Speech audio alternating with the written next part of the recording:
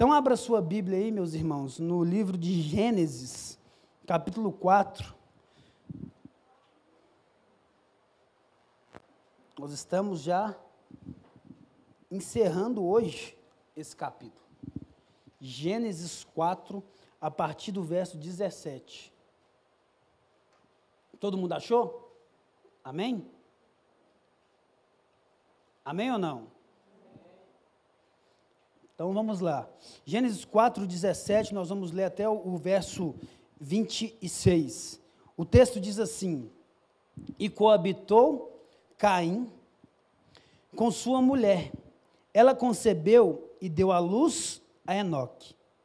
Caim edificou uma cidade e lhe chamou Enoque, o nome do seu filho. Verso 18. E a Enoque nasceu-lhe Irade. Irade gerou a Meujael a Metusalém, e Metusalém a Lameque. Verso 19. Lameque gerou para si, tomou para si duas esposas. O nome de uma era Ada, a outra se chamava Zilá. Verso 20. Ada deu à luz a Jabal. Este foi o pai dos que habitam em tendas e possuem gado. Verso 21. O nome do seu irmão era Jubal. Este foi o pai de todos os que tocam harpa e flauta. Verso 22. Zilá, por sua vez, deu à luz a Tubal-Caim, artífice de todo instrumento cortante, de bronze e de ferro. A irmã de Tubal-Caim foi Naamá. Verso 23, e disse-lhe Lameque às suas esposas, Ada e Zilá, ouve-me, vós mulheres de Lameque, escutai o que passo a dizer-vos. Matei o homem porque ele me feriu, e um rapaz porque me pisou. Verso 24, 7 vezes se tomará vingança de Caim, de Lameque, porém, 70 vezes 7. Verso 25, tornou Adão a coabitar com a sua mulher, e ela deu à luz a um filho, a quem pôs o nome de Sete, porque disse ela, Deus me concedeu outro descendente em lugar de Abel, que Caim matou. Verso 26, a Sete nasceu-lhe também um filho, a qual pôs o nome de Enós. Daí se começou a invocar o nome do Senhor. Vamos orar, irmãos? Jesus, obrigado, Pai, pela Tua palavra, obrigado porque o Senhor, Pai, pela Sua misericórdia, está dando à Tua igreja a oportunidade de encerrar o capítulo 4 de Gênesis. Pai, obrigado por tudo que nós já estudamos aqui, tantas verdades, tantas coisas que o Senhor tem falado aos nossos corações. Nós Te clamamos, Jesus, mais uma vez, fale conosco, Pai, ministre em nossas vidas. Usa, Pai, a minha vida para falar com o Teu povo, para que eles possam sair daqui transformados pela Tua palavra. Não transformados por informação, mas transformados pela verdade. A verdade liberta, Pai. A Tua palavra é a verdade. Te pedimos em nome de Jesus, Senhor. Amém. Amém, meus irmãos? Nós estamos aqui encerrando hoje o capítulo 4 de Gênesis. Como nós temos falado aqui muitas vezes, né, Gênesis vem com a ideia da genealogia, né, vem com a ideia da gênese, da origem, né, das pessoas, da família, vamos dizer assim, e aqui agora nós entramos numa genealogia. Genealogia, ela vem tratar o quê? De pessoas que participam de certa família. Né, você talvez na sua casa, eu lembro que eu visitei uma casa que tinha uma árvore genealógica, que tinha ali os pilares daquela árvore, como os tataravós ou avós, né, daquelas pessoas, ou pai ou mãe, e vinha um tronco e ia se ramificando, né, até todos os membros daquela família serem preenchidos sobre aquela árvore. E aqui hoje nós vamos entrar nessa genealogia, e no ponto mais importante aqui, mais específico, no qual nós vamos tratar, é a respeito da descendência de Caim. Nós já vemos que o pastor Gabriel, ele expôs aqui para nós, a respeito de Abel e de Caim, né, que eram irmãos, e trouxe para nós a respeito do homicídio no qual esse homem ele cometeu com seu irmão. E ele trouxe uma realidade que nós compreendemos desse homicídio, que este homem, esses homens, né, eles representam nós. Às vezes nós olhamos para a narrativa bíblica de Caim e de Abel e nós pensamos assim, não, Caim é aquele irmão que eu conheço que matou uma pessoa. Abel sou eu, porque eu sou bonzinho. Na verdade, o que a Bíblia está querendo trazer para mim e para você é que Caim somos nós e Abel é Deus. Abel, na verdade, é Jesus que se entregou, o inocente que morreu de forma, como que eu posso falar? Quando a pessoa, inocente mesmo, né? Ele morreu de forma inocente, de forma cruel, que ele não tinha, vamos dizer assim, o direito. E agora nós vamos entrar em algo aqui, que vai tratar a respeito da civilização. Quando eu comecei a ler esse texto, quando eu comecei a estudar, desde quando eu fiquei sabendo que eu ia pregar, eu estudei e eu comecei a estudar, eu falei assim, meu Deus do céu, que texto desafiador. No sentido que quando você ler de primeira vez, sem um aprofundamento, sem um estudo, de uma forma, vamos dizer, crua, na verdade, na forma da qual nós nunca deveríamos ler a Bíblia, na verdade, você e eu, nós não devemos ler a Bíblia, irmão. É isso que eu estou falando. Nós devemos estudar a Bíblia. Nós devemos estudar a palavra de Deus a ponto de nós compreendermos. Como diz o Steve, né? Ele fala que a Bíblia não é difícil de entender, a Bíblia é difícil de engolir. Se olha, rapaz, o cara matou o irmão dele, Deus coloca um sinal nele para ninguém matar ele. É o que Deus fez conosco. Nós matamos o Filho de Deus e Deus escolhe pessoas, salva da condenação eterna, para que ninguém nos dê a morte eterna. Nos tira do império das trevas e nos transporta para o império do seu amor. Então aqui nós vamos compreender a respeito dessa civilização. E o que seria uma civilização? Uma civilização é um grupo de pessoas no qual eles querem constituir uma cidade. A civilização nesse tempo, normalmente ela era constituída por povoados, vamos dizer assim, por grupos pequenos, familiares.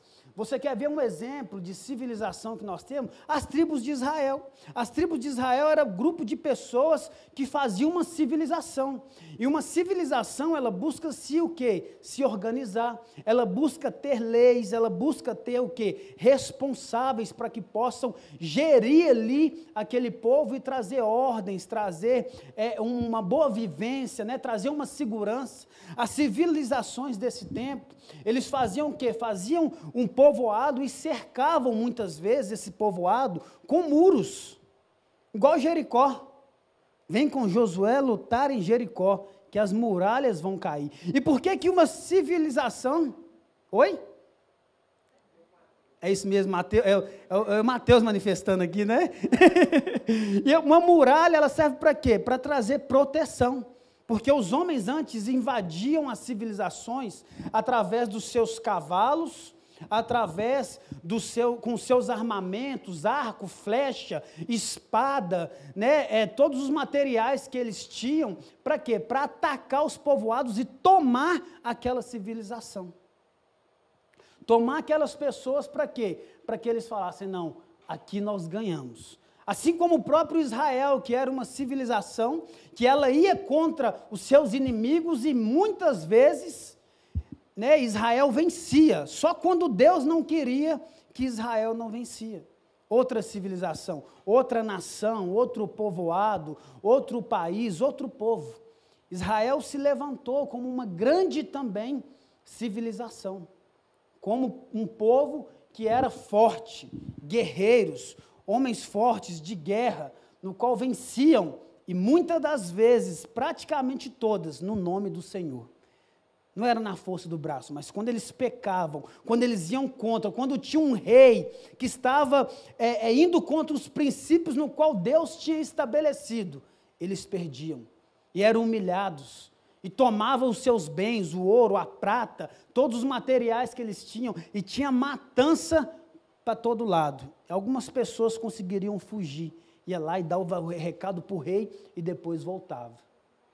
Né? Assim como o exemplo daquele homem de Urias, né? Estava numa civilização lutando ali, e aí Davi pega e manda aquele homem na frente de batalha para que ele morresse, para ocultar o pecado dele.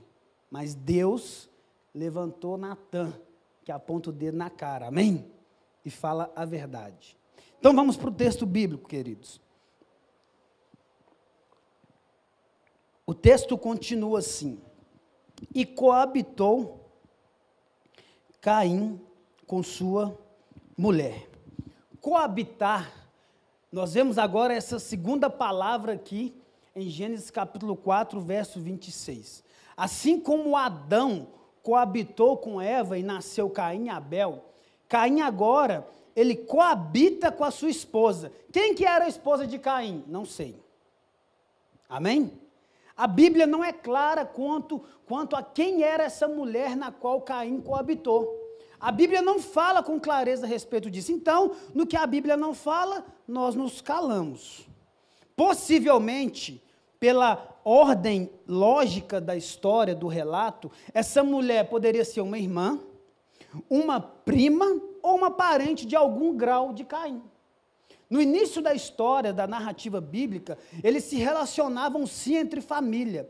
Deus permitiu isso, mas depois, em Levítico, Deus instituiu uma lei na qual as pessoas familiares que não pudessem relacionar, não pudessem casar, não pudessem coabitar um com o outro.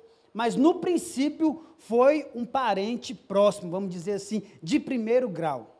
Hoje isso ainda acontece, mas até por lei, por questões biológicas também, que a biologia ela vem trazer para a gente, isso não é legal, isso não pode acontecer. De algumas formas acontecem, mas não é o padrão que Deus estabeleceu. No princípio, não tinha outra forma, não foi, Deus falou assim, a Bíblia não fala assim, Deus criou uma outra mulher para coabitar com Caim, para que não seja da família dele, não. Deus permitiu, amém? A Bíblia está falando que Caim tinha uma mulher, ele coabitou com ela. E algo muito interessante que nós precisamos trazer para os nossos dias, porque Gênesis até o capítulo 12 aqui, ele é uma defesa da nossa fé, ele é uma cosmovisão. Eu vi ontem uma notícia de uma cantora famosa, que ela falou que deseja ter filho, mas não precisa de homem. Hoje a medicina, existe essa possibilidade da pessoa fazer uma inseminação artificial, uma barriga de aluguel e várias coisas. Mas o padrão no qual Deus criou foi a relação sexual entre um casal do mesmo sexo, de sexo oposto, não do mesmo sexo. Um casal, ó os irmãos aí, ó, vai cortar essa parte não, irmãos, do sexo oposto. Um casal do sexo oposto, para quê? Para coabitar, para que eles pudessem ter uma relação, e Deus criou o crescimento, o nascimento de uma criança, de um bebê, de um filho, através dessa relação, de macho e fêmea. Assim Deus os criou. A Bíblia diz a respeito disso. A Bíblia está falando a respeito disso. E aí o texto continua dizendo assim: ela concebeu e deu à luz a Enoque. Vamos continuar. Caim edificou uma cidade. Olha para você ver que interessante. E lhe chamou Enoque, o nome do seu filho. Existe um documento da arqueologia que chama Lista Suméria. O que é esse documento? Ele mostra que nesse mesmo período aqui, dessa narrativa bíblica, os homens, os reis daquele tempo, edificavam cidades com o nome dos seus filhos. Né? Como Caim pegou o nome de Enoque e falou assim, eu vou colocar o nome da cidade agora, eu vou edificar essa cidade com o nome do meu filho, no qual Deus me deu. Caim não tinha certos conhecimentos, mas agora nós estamos vendo ele aqui edificando uma cidade e colocar o nome do filho dele naquela cidade. Sabe o que Caim estava fazendo? Desobedecendo a Deus. Deus, como a narrativa anterior, depois que Caim cometeu o homicídio, Deus marcou aquele homem e falou que ele seria errante na terra. Falou que ele seria tipo assim, um andarilho, um homem sem moradia fixa. Ia ser tipo um nômade. Ia ser uma pessoa que fica num lugar, que ia ser errante na terra. E nós estamos vendo agora Caim fazendo o que esses reis sumérios faziam, criando uma cidade, criando ali um lugar para que ele pudesse ter o quê? Refúgio. Para que ele pudesse reunir com o seu povo, com a sua família, e construir uma muralha e se esconder, para ninguém o matar, sendo que Deus tinha já dado um decreto que não era para ninguém matar Caim. Colocou um sinal nele, como se fosse uma tatuagem, marcou ele, falou, este homem não pode ser morto por ninguém, é olho por olho, é dente por dente, vocês vão conhecer a minha graça. Porque às vezes nós pensamos, não tem graça no Velho Testamento. E o que é isso então? O homem que merecia a morte porque ele matou, porque a lei era olho por olho e dente por dente. O que Caim merecia? Morrer. Deus vai lá e fala para ele, aquele homem que matar Caim vai ser punido 7 vezes. O texto diz aqui, né? 7? Cadê? 7, né? 7 vezes o texto diz. E aí, este homem, ele quer construir para ele uma cidade, para que ele pudesse ter refúgio, para que ele pudesse ter autonomia, para que ele pudesse ser o rei, o representante daquela cidade. Para quê? Para ele se esconder, para ele se guardar. O homem que não creu, não obedeceu nas palavras que o Senhor já tinha dito para ele. A ordem para Caim era, você vai ser um errante na terra, você não pode ser morto, porque eu vou colocar em você um sinal. E o que Caim faz? Constrói uma cidade com o nome do seu filho, querendo fugir, para que as pessoas não o matassem, sendo que Deus já tinha dado uma palavra de vida para ele. Não confiou nas palavras que Deus tinha dito para ele. É isso que Caim ele quer fazer edificando essa cidade. É isso que Caim, ele quer fazer edificando essa cidade com o nome do filho dele. Ele quer criar o quê? Uma civilização. Aqui nós vemos aqui, no início, a descendência desse homem querendo criar uma civilização. E a mesma descendência desse homem cria outra civilização mais na frente, que eles constroem a Torre de Babel. Rebeldes. Homens que não ouvem a palavra de Deus. É isso que a geração desse homem estava trazendo. Nós vamos construir uma torre no qual vai alcançar o céu. E nós vamos ser maiores do que todos. E se em Atos Deus usou as línguas diferentes para unir o povo, para que o povo pudesse ter uma comunhão, se comunicar, na Torre de Babel, ele confunde aquele povo, para que o objetivo deles não pudessem ser alcançados. Vamos continuar, meus irmãos. Versículo 18. A Enoque nasceu-lhe Irade. Irade gerou a Meujael a Metusalém, e Metusalém a Lameque. Olha para você ver que interessante. Enoque tem a mesma ideia, ele vem executar o mesmo que o pai dele fez. Irade, por exemplo, aqui, no qual ele cita, e o outro filho deles, é possivelmente, né, o Iraque, no qual eles colocam o nome da cidade do filho, para que eles pudessem governar e mais uma civilização ali. E aqui esses nomes no qual nós estamos vendo, não são a outra genealogia que começa a partir do capítulo 5. São nomes possíveis, parecidos, mas não é a mesma coisa. Esse Metusalém não é o Matusalém, amém? de 969 anos, né? O homem que mais viveu na Terra. Nesse tempo, essas pessoas viviam até aproximadamente 1000 anos, 830 anos. Nós vamos ver isso, mas depois nós vemos que por causa do pecado que o homem foi afetado, a longevidade de vida foi reduzida. 120 anos.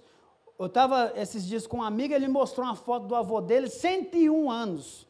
O homem está mais forte que eu. Falei, rapaz do céu, hein? Tomar uma água que esse homem está tomando, hein? Água boa. O homem está forte, está bem. Ano passado foi a festa dele de 100 anos.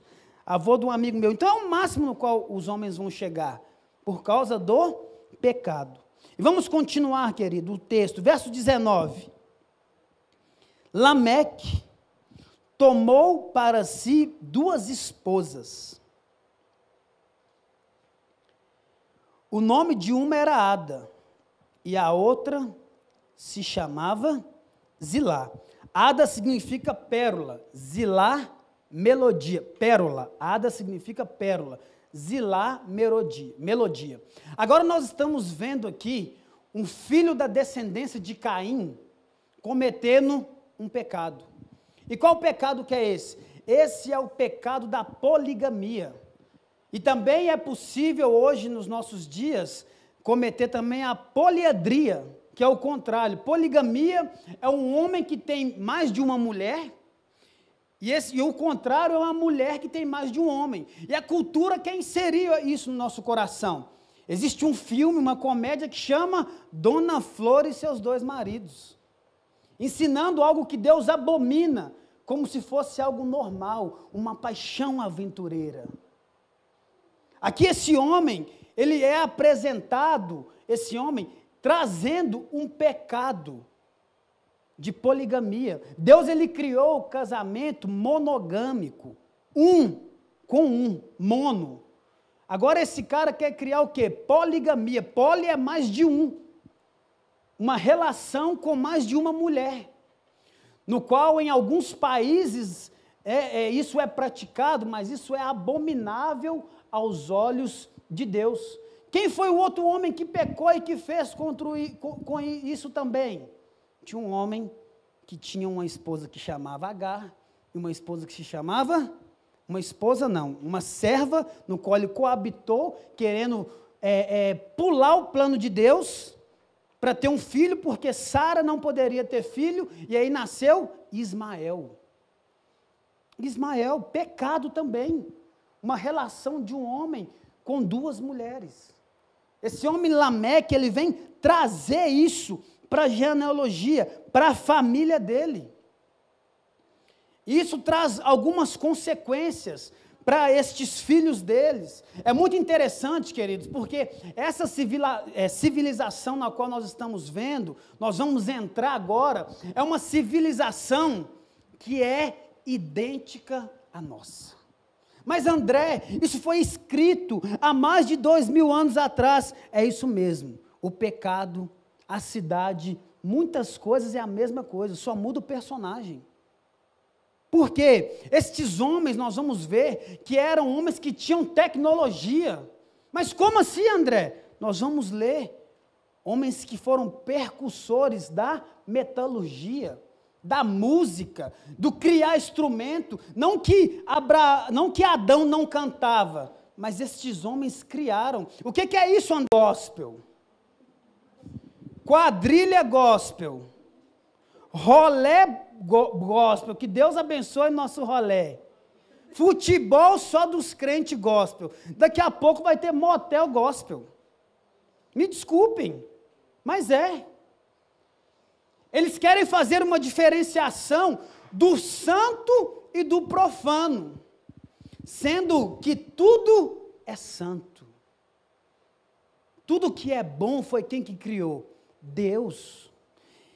André, mas aquela pessoa, ela comete tão maldade, mas ela faz algo que é bom.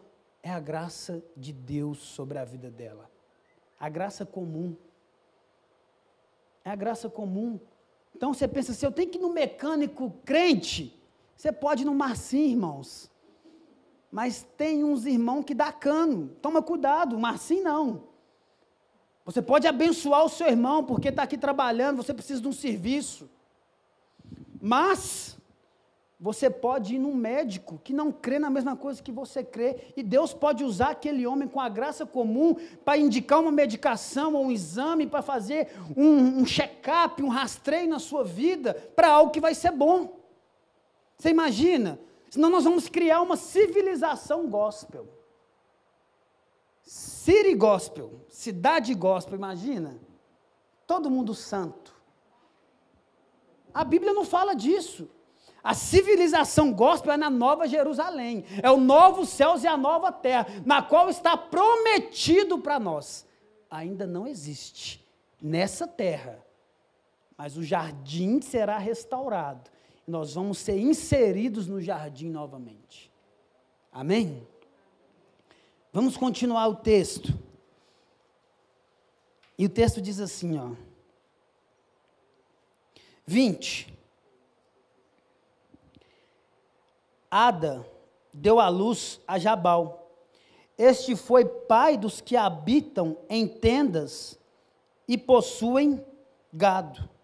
Olha para você ver que interessante. Ada, que significa pérola, foi mãe de Jabal, filho de Caim. Esse homem, como diz o texto aqui, este homem, ele foi pai dos que habitam em tendas e possuem gados. Este homem foi um pastor, mas ele não foi um pastor igual Davi, não foi um pastor de ovelhas. Era muito comum que nessas áreas, principalmente do deserto, na Arábia Saudita, nessas regiões, que existia um ofício de pastor, no qual esses homens eram nômades. O que é um nômade, André? Esse homem é o pai dos nômades. Um nômade hoje é como se fosse um cigano. Esses homens, eles não tinham moradia fixa. O que é isso?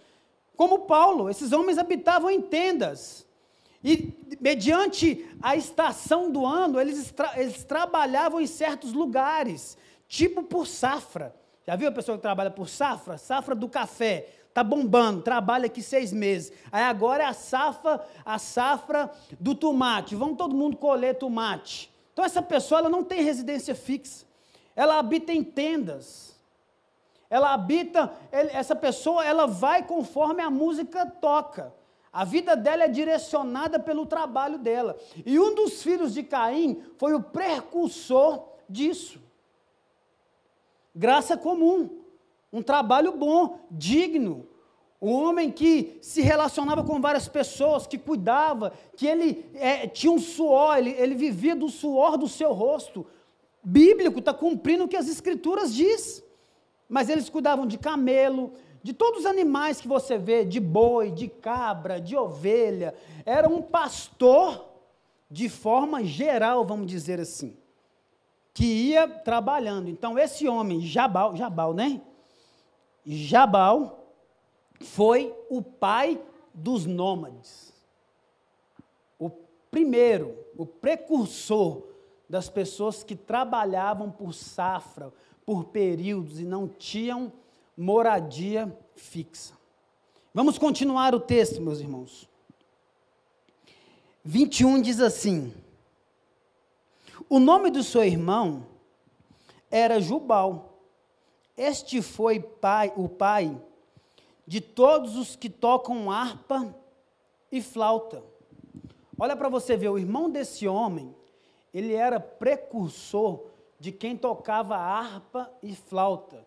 Aqui a harpa nós podemos compreender como uma cítara.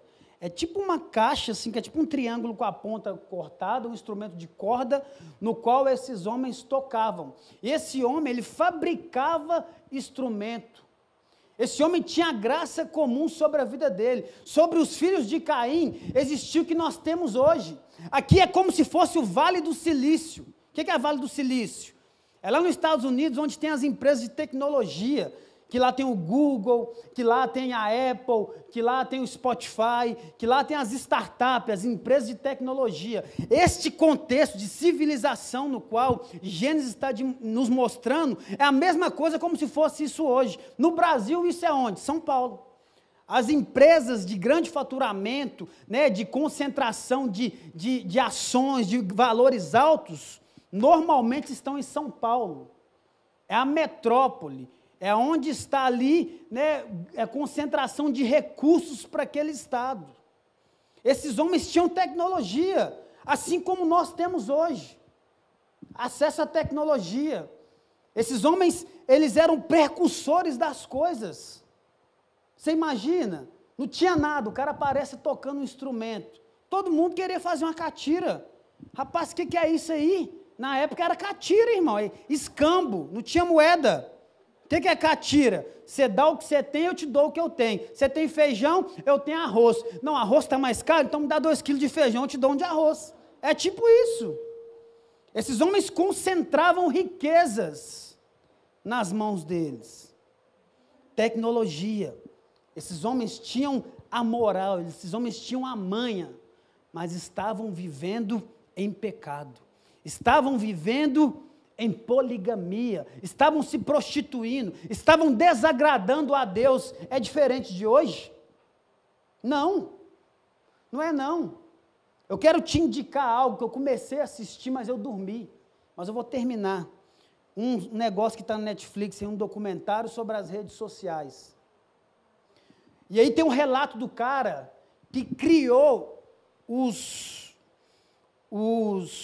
aplicativos do Google, o e-mail, o Gmail, o Google Meet, aquele que a gente conversa. Ele fala assim no documentário: olha, eu criei isso para facilitar a vida das pessoas. Eu criei isso para as pessoas conversarem, para a pessoa alcançar uma pessoa que está longe, para as famílias se juntarem. Mas eu comecei a perceber que as pessoas estão ficando doentes.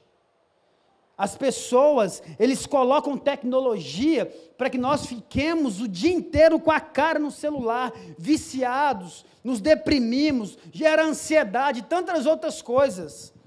É a mesma coisa. Esses homens estão falando isso no documentário. O cara que criou a curtida no Facebook, o outro do Instagram, o outro do Pinterest, de algumas redes sociais hoje que estão em ascensão, esses homens contando a respeito dos códigos binários, que é algo da engenharia de tecnologia. Por que você acha que... Um dia eu falei com um cara, velho, esse telefone está com um demônio. Você pensa no trem, o trem aparece na sua tela. Eu estou falando sério. Se você pesquisa tecnologia, aí a família foi jantar, colocou o celular no vidro, fez um voto, a menina ficou louca lá, deu tipo uma abstinência, levantou e quebrou o vidro. É uma realidade. Esses homens tinham tecnologia, tinham coisas nas mãos deles. E o problema é a relação que nós temos com essas coisas. Porque há 10 anos atrás era internet, agora você está assistindo no YouTube. Agora venha para o nosso culto online. Não, o problema é a nossa relação. Nós não sabemos relacionar com as coisas criadas. E aí nós pecamos, nós viciamos, nós ficamos dependentes. É o que esses homens tinham nas mãos. A família de Caim era tipo São Paulo, Vale do Silício. Pense nas maiores empresas que você conhece. Está lá na Forbes, lá na Você S.A., as melhores empresas para se trabalhar. Esses caras tinham tudo. Vamos continuar. E 22 diz assim: Zilá,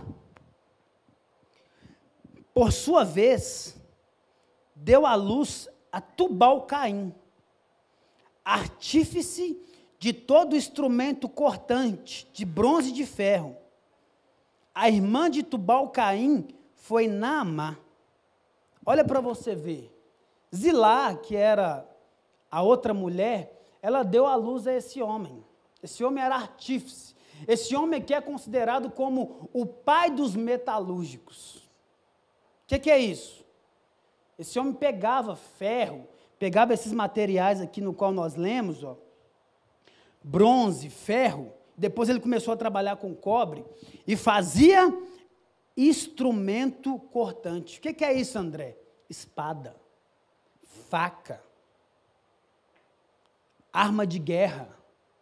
Você acha que esses homens não tinham dinheiro? Esses homens tinham um agronegócio, esses homens tinham a cultura, que é a música, essa geração, essa civilização no qual Caim estava fazendo. E esses homens tinham também o armamento. Dominou o mundo. Dominou a civilização deles. Eles têm tudo. Então eles vão conseguir tudo. E eles mesmos fabricam. Autossustentáveis. Extrai ali o minério. Pega ali os materiais que eles têm e criam armas. Pega lá a madeira. Pega lá o aço e cria a cítara, a harpa, a flauta. Pega lá, o outro lá trabalha com pasto, uma demanda alta. O homem recebe dentro de uma família. Nós vemos isso, dentro da genealogia de Caim.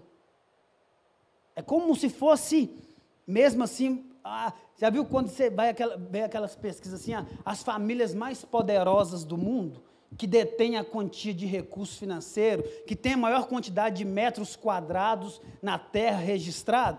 Era essa família, família de Caim. Vamos continuar, meus irmãos. Versículo 23, diz assim, ó. E disse Lameque às suas esposas, Ada e Zilá, ouve-me vós, mulheres de Lameque, escutai o que passo a dizer-vos. Matei o homem porque ele me feriu, e um rapaz porque me pisou. O que é isso, André? Poesia hebraica. Esse cara aqui, isso aqui é conhecido como, Lameque está cantando o cântico da espada. O cântico da espada. Você vê que na sua Bíblia está até diferente o posicionamento do texto, porque isso é uma poesia hebraica. E o título disso é o cântico da espada. Esse homem, pecador, depravado, está falando para suas esposas, cantando que ele matou um homem. Está cometendo outro pecado, igual do seu pai Caim. Repetindo o que Deus desagrada. Esse homem mata. E é interessante que quando você lê o texto, parece que são dois homens. Um homem que ele feriu e um rapaz que me pisou. Então ele matou um cara que ele feriu, um rapaz que me pisou? Não. Na poesia hebraica, quando você vai ver, é a mesma pessoa que ele está dizendo, mas de formas diferentes. Era um homem só. Esse homem matou o homem. Por quê? Porque feriu e pisou nele. E olha para você ver, não é diferente. Uma vez eu estava num lugar, muitos aqui já foram lá,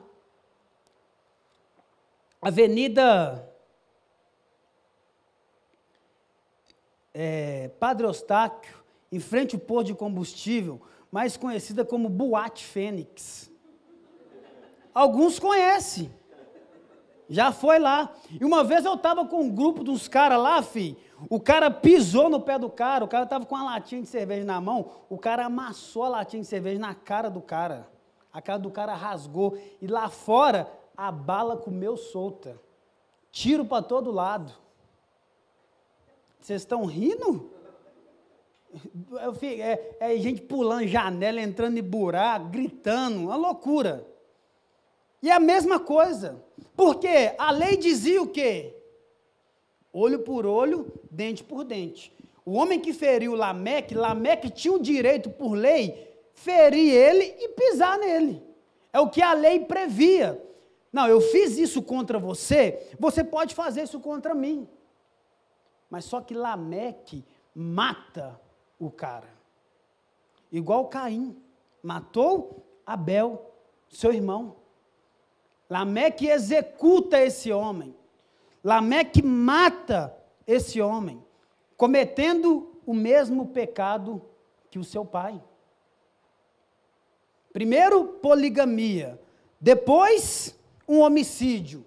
E ainda canta para suas mulheres. Que horrível a vida desse homem.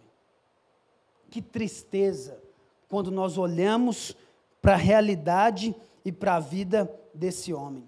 E sabe o que Lameque faz agora no verso 24? Lameque traz sentença. O que ele está fazendo? Agora eu não tenho dúvida. Agora eu tenho certeza que eu sou Deus. Eu estou me colocando no lugar de Deus. Olha o que diz 24. 7 vezes se tornará vingança de Caim. Foi o que Deus disse, 7 vezes. De Lameque, porém, 70 vezes 7. Você lembra desse número? Nosso Deus é tão misericordioso que 70 vezes 7 é para o perdão. Lameque, ele quer trazer uma sentença sobre a sua vida, de que não, se Caim foi 7 vezes, quem me tocar é 70 vezes 7 vezes, é 490 vezes que vai sofrer, porque Caim é só 7. Esse homem estava querendo ser Deus, estava com autonomia, né, encheu o peito, disse, não, agora eu vou fazer isso aqui, faz o que não deveria fazer e ainda complica mais ainda, querendo tomar o lugar de Deus, trazer ordem ainda. Olha, Caim 7 vezes, para mim 70 vezes 7 vezes, por quê? Quem manda aqui sou eu acabei de passar o rato nenhum ali, e se alguém falar alguma coisa comigo, morre também. É essa história, é isso que esse homem está querendo trazer, para essa civilização, para colocar ordem, para demonstrar comando, para demonstrar força, para demonstrar que ele é forte, que ele consegue, que ele é bom, mas ele é um depravado, que estava pecando contra o Deus vivo. Vamos continuar, queridos, verso 25, estamos quase encerrando. 25 diz assim, tornou Adão a coabitar com sua mulher, e ela deu à luz a um filho, a quem pôs o nome de Sete, porque, disse ela, Deus me concedeu outro descendente em lugar de Abel, que matou Caim. Essa mulher, né, Adão, ele tornou a ter relações com a sua esposa. Isso demonstra que o quê? Que ele tinha fé e esperança. Porque ele teve uma promessa. E aí, um dos filhos dele é assassinado por outro filho dele. Um filho dele é marcado. E talvez você pense assim, esse homem tem que parar. Mas não, existia uma promessa, que o filho da sua descendência vai esmagar a cabeça da serpente. 7 representa na genealogia de Jesus, no qual em Lucas ele está inserido lá, juntamente com Enós. 7 é a esperança. 7 vem trazer para nós que ainda as palavras de Deus, mediante tudo que estava acontecendo, vai acontecer. Ela é fiel para se cumprir. Porque Abel tinha morrido. Deus não esqueceu. Da mesma forma substitutiva que nós tivemos na cruz do Calvário, nós vemos 7 se apresentando como a esperança para aquele povo. Porque da genealogia de 7 e de Enós veio o Cristo. Veio o Salvador do mundo. E nenhum personagem está aqui, meus irmãos, nessas genealogias à toa. Não é por acaso que 7 nasceu. Foi por propósito de Deus, foi por escolha de Deus, na soberania sobre todas as coisas. E vamos continuar, e ele diz assim, ó, na continuação aí, porque, disse ela, Deus me concedeu outro descendente, em lugar de Abel, que Caim matou. Aí, versículo 26 diz assim, a 7 nasceu também um filho, o qual pôs o nome de Enós. Daí se começou a invocar o nome do Senhor. Existia culto antes de Enós, sim ou não? Sim. Existia sacrifício antes de Enós, sim ou não? Sim. Mas Deus quis levantar este homem, esta figura na sua genealogia, na família depravada de Caim, para que o culto fosse restabelecido, para que a ordem do culto, para que as coisas fossem restabelecidas e eles começassem a invocar o nome de Yahvé. Assim como Deus se apresenta no início de Gênesis, o Todo-Poderoso, o grande eu sou, o Deus que está com o controle em suas mãos. Essa descendência de Caim, ela vem nos demonstrar isso. A respeito dessa provisão divina, trazendo um filho ainda para aquele casal, no qual ele tinha instituído a promessa. Porque da sua descendência sairá aquele que esmagará a cabeça da serpente. Caim representa o filho da desobediência. Abel e Sete representa o sacrifício perfeito, o Cordeiro de Deus, a genealogia de Jesus, o qual tira o pecado do mundo. Da sua descendência sairá aquele que vai esmagar a cabeça da serpente. E isso se cumpre em Jesus, em Cristo. Vamos para a genealogia de Jesus para a gente encerrar. Lucas capítulo 3, verso 38. Abra sua Bíblia comigo.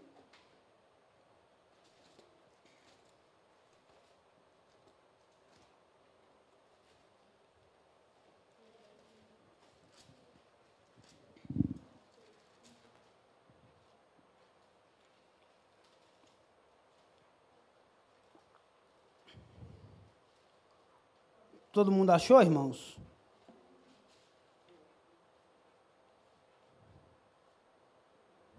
Amém? Lucas 3, 38 diz assim, ó. Cainã, filho de Enós, filho de Sete, e este, filho de Adão, filho de Deus. Da sua descendência sairá o que esmagará a cabeça da serpente. Enós e Sete, homens diferenciados, escolhidos por Deus, aparece aqui na genealogia de Jesus Cristo.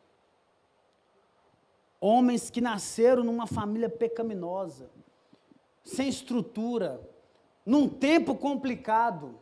E às vezes a nossa desculpa é o meio no qual nós estamos inseridos. É a comunidade onde eu moro, é a minha casa, André, é a minha família. Ah, André, é o meu trabalho, você não sabe. Não sei mesmo não, meu irmão. Mas se Deus te colocou lá, é porque Ele sabe que Ele tem poder para te fortalecer. Porque às vezes o problema é que eu não tenho nada. Enós não é citado que ele sabia fazer arma. Enós não é citado que ele cuidava da agricultura. Enós não é citado como nenhum dos outros filhos de Caim que tinha alguma habilidade tecnológica, física ou algo diferente. O problema não é porque nós não estamos no Vale do Silício ou não. O problema é que nós precisamos compreender o propósito para qual Deus nos chamou, porque dentro da pedreira, porque em qualquer lugar, Deus há de nos frutificar. E o que eu tenho que fazer, André? Ficar na posição na qual Deus nos direcionou. Enós e Sete, meus irmãos, estava na posição. Enós e Sete, esses homens que vieram para estar inseridos na genealogia de Jesus, não são homens que vocês olham assim, uau, esse cara estudou em Harvard, tem PhD, rapaz, poliglota, tantas línguas, fala mistério. Não, homens simples, homens comuns assim como eu e como você, mas que foram escolhidos por Deus, que foram determinados por Deus para este propósito. E para ficar para a gente pensar, qual que é o nosso propósito? Como Lagoinha Pedreira, como crentes, como filhos de Deus. Meus irmãos, teve graça comum para esses homens.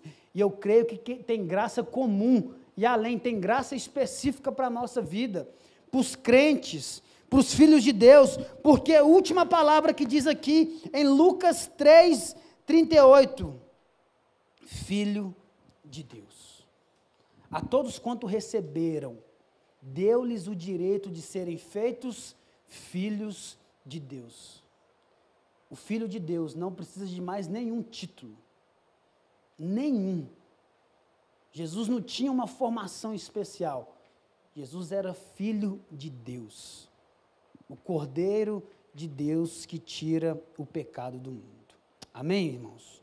Vamos orar, curva a sua cabeça aí agora para a gente orar, por favor, você também em casa. Jesus, obrigado pela tua palavra. Jesus, obrigado porque do descendente, Pai, saiu aquele que esmagaria e esmagou a cabeça da serpente. Jesus, o sacrifício perfeito, o fiel, o santo, o Deus, o Cordeiro de Deus que tira o pecado do mundo. Pai, nos ajude, Senhor, ajude a tua igreja a compreender a graça comum, mas também essa graça específica que está sobre cada um dos teus filhos, Pai. Senhor Jesus, que nós venhamos compreender a realidade da distribuição dos dons, Pai, dos dons espirituais, que essa igreja venha ser espiritual, fervorosa, que nós possamos manifestar a tua glória, Pai, mediante tudo que nós temos nas mãos. Nós talvez não precisamos de uma formação, não que ela não seja importante, mas precisamos olhar para as nossas mãos. Sete é nós, Pai. Tinha aquela família desgraçada, depravada, pecaminosa, mas o Senhor inseriu esses homens na genealogia gloriosa do teu Filho amado. E hoje nós podemos compreender que nós somos filhos de Deus. Que a tua graça, que o teu favor, que a tua misericórdia seja com todos os teus filhos. E se alguém queira arrepender nessa noite, Pai, que ele possa compreender que a porta está aberta, que ele tem ainda, Senhor Jesus, a oportunidade, que ele venha ouvir a voz de Deus, para que ele possa ser seu filho, em nome de Jesus, Pai, amém. Amém, meus irmãos? Vai na paz, em nome de Jesus. Não esquece de sábado, quem quiser ofertar, está lá atrás, lá o irmão lá, tá? A irmã. E as trevas não